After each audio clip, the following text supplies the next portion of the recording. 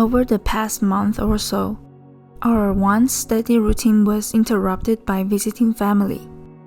While it's been wonderful having them here, it's made it pretty hard to stay on track with work. We originally thought having extra hands would help us keep up with work, and while they've definitely helped, we've also spent a lot more time doing things together, going out together, and with all the extra housework, it actually became even harder to manage our time than before. It's almost like the chaotic early days of parenting have returned, but in a different form. And with that chaos, the old familiar feelings of anxiety and exhaustion of constantly racing against time came rushing back. Once again, I was reminded this is a moment to return to self-care. If your life has been thrown off track by unexpected events, just like mine, if time feels tight and your energy is wearing thin, here are 5 gentle practices that have helped me stay centered through it all. Practice 1. Accept what is, instead of pushing through. When life feels out of control, our first instinct is often, I can't let this happen. I need to get back on track now. But that just builds more pressure, more anxiety. I started telling myself, yeah, things are messy right now, and that's okay. I'll just acknowledge that and let myself relax. I allow myself to move forward at my own pace, even in imperfection. I am flexible and can always find the rhythm that fits the moment.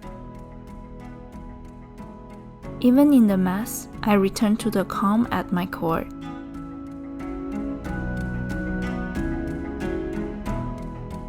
Practice 2. Focus on being present, not finishing tasks. In this kind of messiness, those old to-do lists just don't work anymore. So instead of asking, what do I need to finish today? I ask, when I do something, am I truly present? When I'm with family, I try to really be there. When I'm working, I am to be focused and efficient. I choose to do everything with mindfulness and intention. Practice 3. Redesign time with everyone in mind. Before, my husband and I would divide the day into shifts, taking turns working and caring for the baby. We also made time for family and me time. Right now, I need to take our visiting family into account too. They are not just a disruption or demand on our time. They can also be a resource that helps create time. For example, we can now hand off the baby and work together in the morning, freeing up the afternoons for time with family. By considering everyone's need and contributions, I've created a new schedule that allows space for family time, sister time, and couple time. Setting clear time boundaries keeps things from blurring together, and everyone actually feels more comfortable. Let family know there are times we cannot be disrupted, which helps us connect better during other times.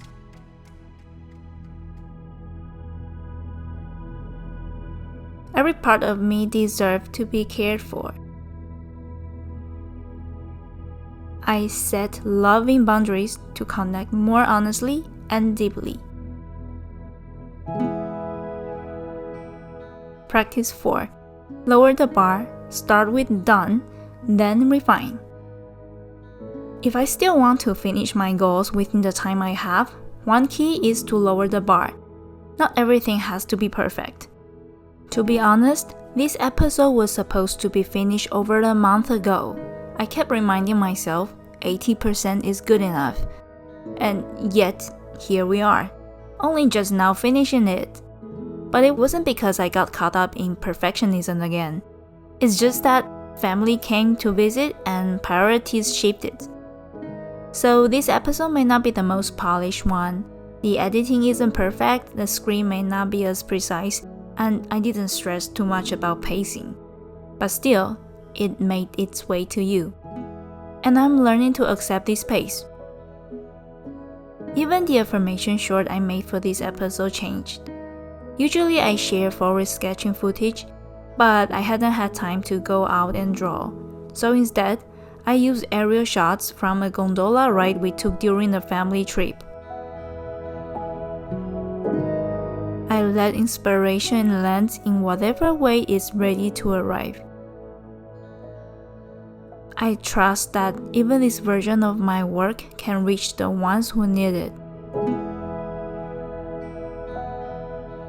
Practice 5. Treasure what you can only do now. Obviously, the last practice became my main guiding principle during this time. Sure, I lost a lot of planned creative time, but I also gained many opportunities I didn't have before, like cooking with family, doing crafts, taking short trips, and going on long-waited dates with my husband. Looking at it from a different angle, a chaotic life rhythm can also be a time full of gifts. So I'm embracing this unique season to do the things I can only do right now. I enjoy the beauty of the present moment. I cherish the connections and company I have in this moment. I am in no rush to get back to a plan my mind made, because this moment is a sacred invitation from my soul.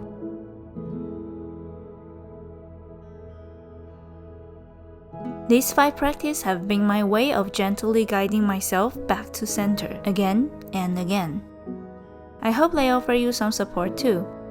Life's flow will keep changing, but we can train ourselves to stay grounded despite the ups and downs, with kindness, with softness, and with trust that we're being led where we need to go.